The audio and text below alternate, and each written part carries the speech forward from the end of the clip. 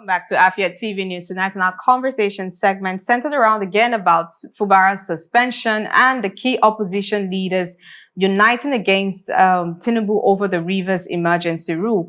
The former Vice President Atiku Abubakar and the Labour Party presidential candidate in the last election, Peter Obi, Nasir El-Rufai, who's the former Kaduna governor, have rejected the state of emergency declared by President Tinubu in Rivers State. Atiku, Obi, and other opposition leaders who gathered in Abuja on Thursday also called on the National Assembly to reject it. On Tuesday, President Tinubu had declared a state of emergency in Rivers State, suspending the state governor, Similai Fubara, his deputy, and the members of the State House of Assembly. Addressing a press conference on behalf of the opposition leaders at the Yaradua Center in Abuja on Thursday, Atiku, who spoke on behalf of the group, accused President Tinubu of favoritism. He says, and I quote, "We are a cross-section of leaders and political stakeholders from across the country. We have come together to address the dangerous and unconstitutional actions taken by President Tinubu, GCFR, on March 18, 2025, to wit, the declaration of a state of emergency in Rivers State and the illegal suspension of the democratically elected governor, deputy governor, and the State House of Assembly.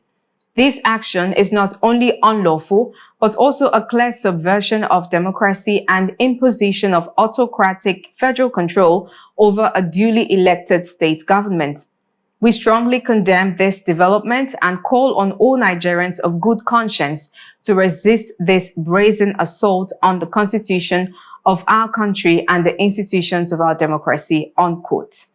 Well, joining me now to discuss further is Chukwudi Iwuchukwu, and he's an entrepreneur and, of course, the founder of Visage Media. Good evening, Mr. Chukwudi, and welcome to Afia TV tonight. Good evening. Great to have you. It's a pleasure to be here. Great. So let's start off by asking what your thoughts are on the regrouping of the opposition on this particular issue, and the fact that Nigerians are screaming that we're fast-headed towards a one-party state. I mean, did he have to take this issue for the opposition to really come together? Because we know that since after the 2023 election, it just seemed like the opposition had some sort of a scattered voice, if I put it in that way. But on this particular issue, they've come together, and some issues alike, they've come together. But on this particular one, we've seen them more unified than others. Are we fast-headed towards a one-party state? What's your thoughts about that? All right. Good evening, and thank you for having me once more. So, first and foremost, the Nigerian president does not have the right, under the Constitution, Section 305, to remove a sitting governor. We need to get that clear, that he doesn't have the right. The Constitution did not empower him or does not empower him to remove a sitting governor, because just as the way he was elected, that's the way the governor too was elected. So by doing what he did, what it means is that Nigerian governors now exist at the pleasure of the president. But that's not what the framers of the Constitution have in mind when they were framing the Constitution.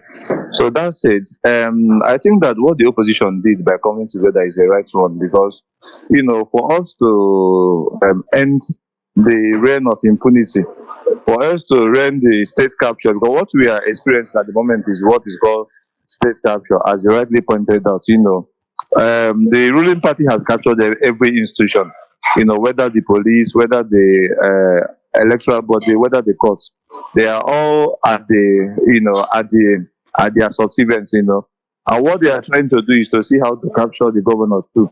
So whether you are in PDP, ABGA, APC, you are loyal to the ruling government, but that's not how it's supposed to be, because diversity is at the heart of our democracy. We must not all support APC. We must not support PDP. We must not support Labour Party and ABGA. So by coming together, I think that is a right one, and I hope that, just like I've been clamoring on my page on Facebook, I think that the opposition need to come together if they stand a chance to remove the ruling APC. So by coming together on 18th, I think is a good one, and I hope that will be the spark that will eventually lead to the coalition that a lot of us a lot of Nigerians have been looking up to. And then let's see whether that will be enough So remove the ruling government come 2027. All right. So, of course, Nigerians have watched with keen interest to see those who should uphold the Constitution. And to the amazement of everybody, even though I think some Nigerians were not surprised, some of of course, the Senate yesterday had approved of it, and we've seen those who should uphold the Constitution sort of misinterpret it to suit their personal gain. And of course, Nigerians also watched further as the Attorney General of the Federation, Lateef Fagbemi, subtly threatened other governors or other states by saying that, well, it's Rivers today, tomorrow it can be another.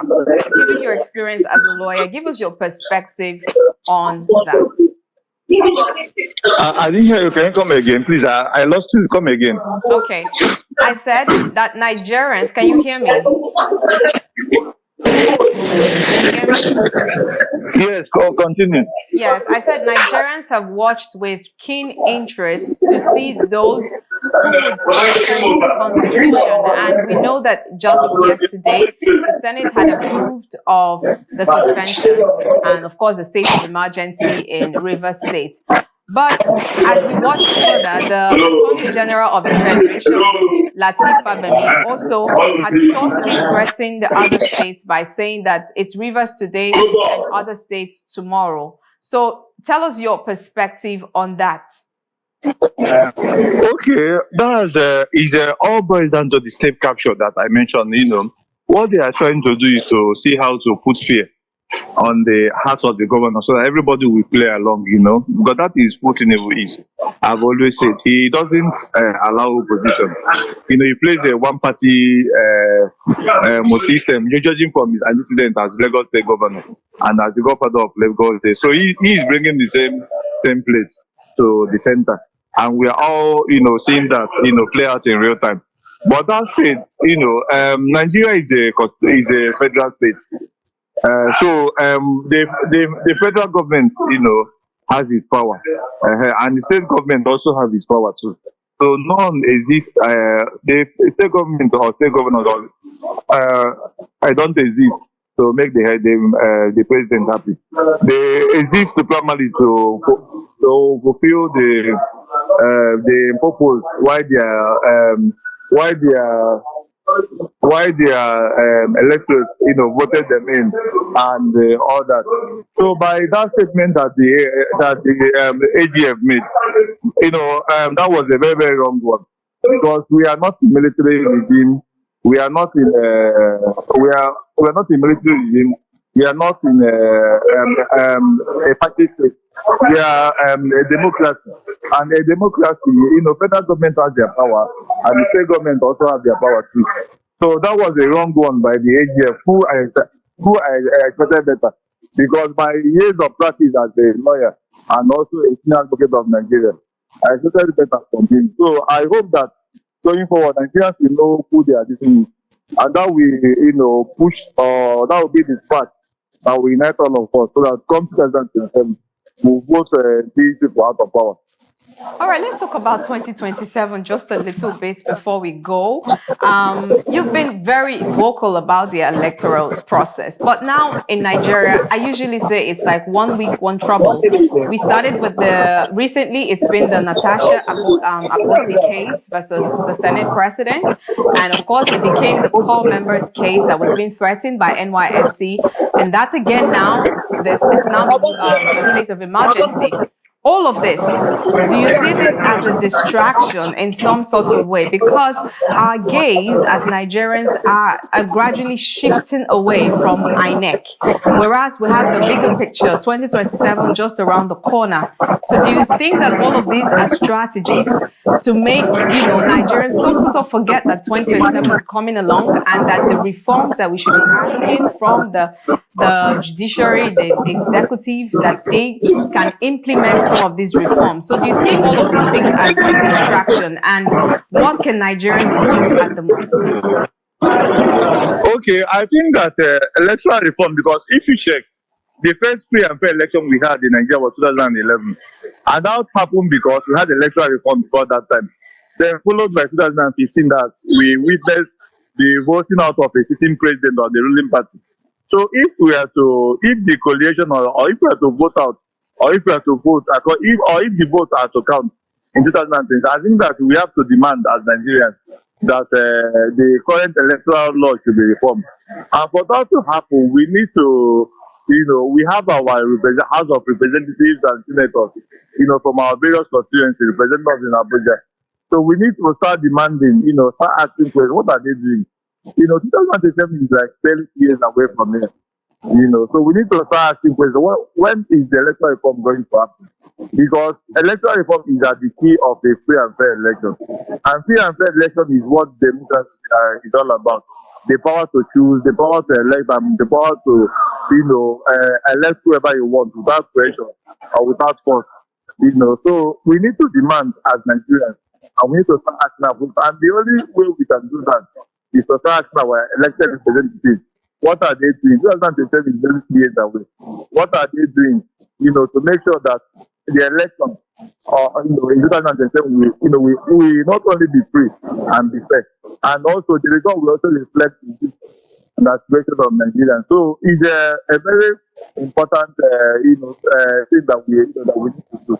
So demand that the electoral reform is reformed, not because 2027 election. All right, we'll have to stop the conversation here. As the story develops, of course, we'll get more people to talk about it. But thank you so much, Mr. Chukwudi Iwuchukwu, for lending your voice tonight. And thank you for coming. All right, thank you for having me. That's all we have for you tonight on Afiat TV News, streaming live from Enugu, Nigeria. And on behalf of the entire production team, I am Amazing Grace Ajayi. Thank you so much for watching, and good night.